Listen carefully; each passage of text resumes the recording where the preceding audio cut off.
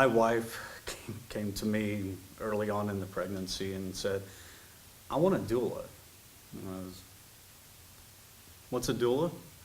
And she started explaining to me, and I was like, why do you want a doula? And what does it cost? And give me more information. And she couldn't quite articulate it in a way that just made me have this moment that said, oh, okay, that sounds cool.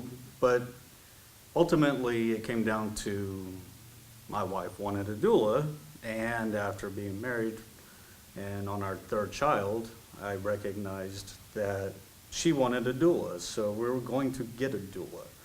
I had no idea really what that meant, and our doula, she came and met with us at our house, and they talked. I kind of passively listened, and do you have any questions?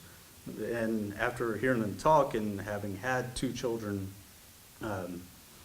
we've got a 16-year-old and a 13-year-old, I just asked her, I said, okay, so what is my job in this whole thing now?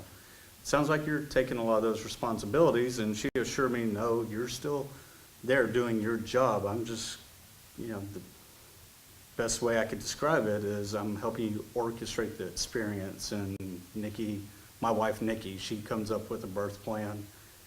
I agreed to, so she shows me the plan, and I say, okay, sounds good.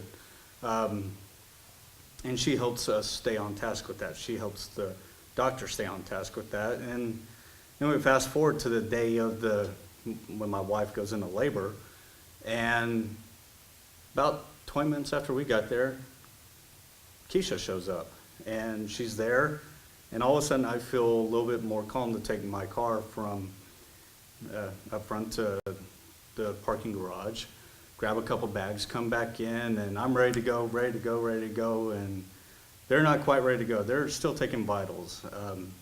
We get to our room, Keisha's there all day with us, and what was a lot different with having a doula versus the first two was everything was a lot calmer.